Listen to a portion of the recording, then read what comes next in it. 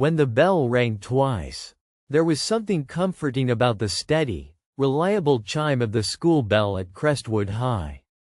It was the heartbeat of the school, the sound that marked the beginning and end of every class, the signal that day was unfolding as expected. Every day, at exactly 8 a.m., the bell would ring once, a crisp, clear note echoing through the hallways, and everyone would fall into routine. Until the day it rang twice. It was a Tuesday morning, colder than most, the kind of gray chill that seeped into bones despite layers of sweaters and jackets.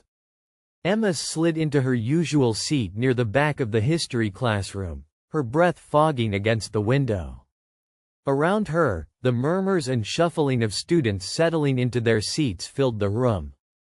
The clock ticked down to 8, and she watched the second hand creep closer to the moment she always awaited.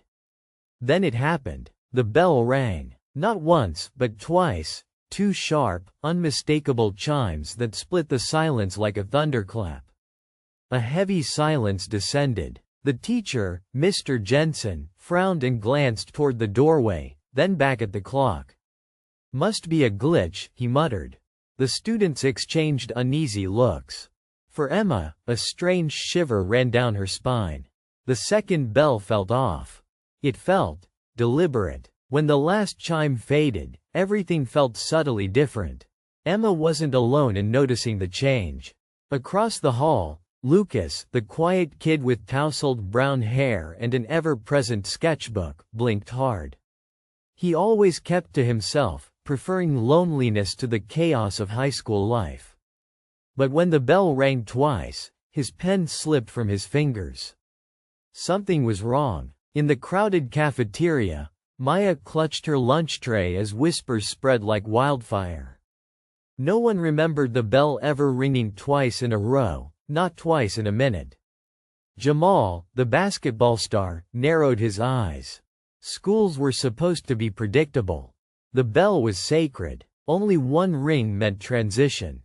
Two meant something else entirely, something unheard of. And then there was Sarah, the new student who had only been at Crestwood High for a week. She whispered to herself, this was never in the handbook. The five of them, Emma, Lucas, Maya, Jamal, and Sarah, soon discovered the unsettling truth. Classes went on, but the world around them warped and flickered like an old film reel.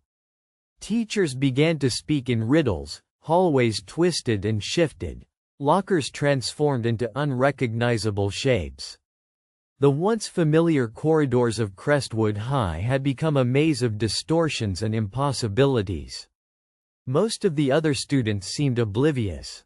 They moved like automatons, going about their days in a loop that never quite aligned with reality.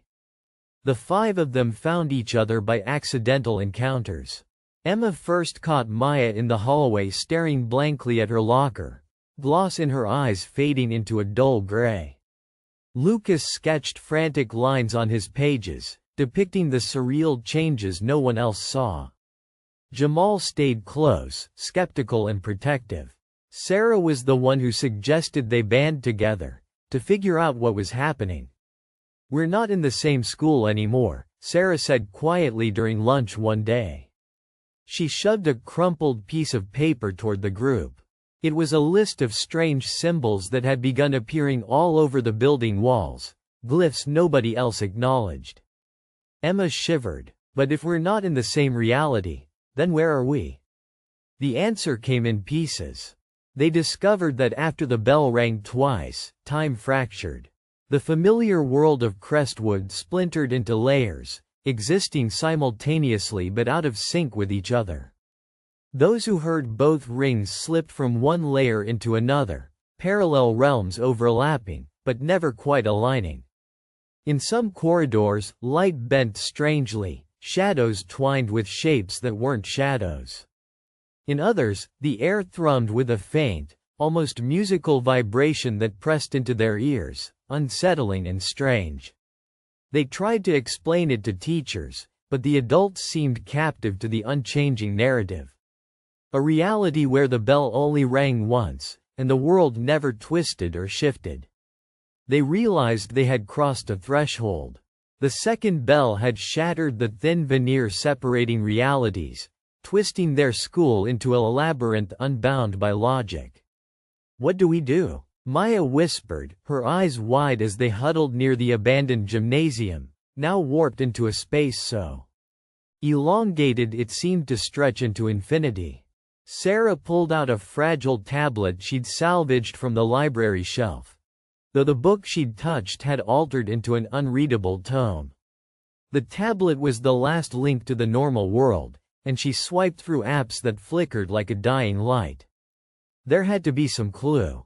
Lucas drew frantically, lines and symbols, trying to map this shifting school. "The glyphs, they're a language," he said. "They tell a story. They talk about balance, and the bell ringing twice is a warning." Jamal crossed his arms, skeptical but attentive. "A warning of what?" Emma touched the distorted walls around them. "Something coming through. Something that's tearing apart what's real." They remembered the legend of the threshold, a myth whispered on the fringes of town lore, an ancient boundary between this world and the next, said to lie beneath the oldest buildings. Crestwood High's foundation was built upon the ruins of an old settlement, an ancient gathering place where tribes once performed rituals to keep darker forces sealed. Was the bell the key? Determined to find answers, the five formed a pact.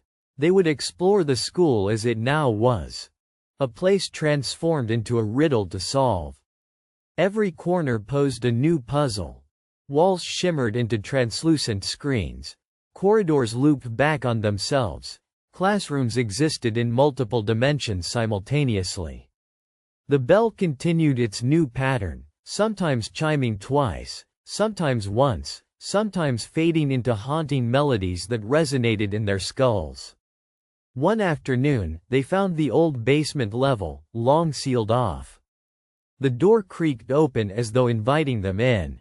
Descending the steps, they uncovered an ancient chamber, etched in stone and lit by flickering, impossible lights. The glyphs on the walls pulsed. "This is it," Sarah breathed, tracing the markings. "The source." Emma shined her flashlight on a stone tablet in the center of the room, inscribed with a riddle. "When one ring calls the dawn anew, all is as known, and all is true. But twice it tolls, the veil will tear. 5 voices join to mend the air." 5 voices. The 5 students looked at each other, realization dawning. They began to chant the ancient words together, their voices shaky but growing stronger, weaving together the syllables of the riddle. The air thickened, the glyphs glowing brighter. The walls trembled with the weight of ancient magic. Suddenly, the school around them dissolved, light unraveling like threads of a spiderweb, and then snapped back. They found themselves back in the classroom, the bell ringing only once, its familiar tones soothing and clear. Classmates sat at their desks, teachers smiled, the air was warm and normal. Had it all been a dream? But no. Each of the 5 carried a faint glow beneath their skin, a secret shimmer that no one else could see. They had done it. They had crossed the threshold, survived the fracture of realities, and patched the tear in the world. From that day on, whenever the single bell rang, they felt it, a quiet pulse beneath the mundane, and they knew their reality was one of many, connected by the sound of the bell, and held together by the 5 who had answered its call. No one else would ever hear the bell ring twice again. But they would remember. Because sometimes, when the world fractures, only those who dare to listen twice can hold it together.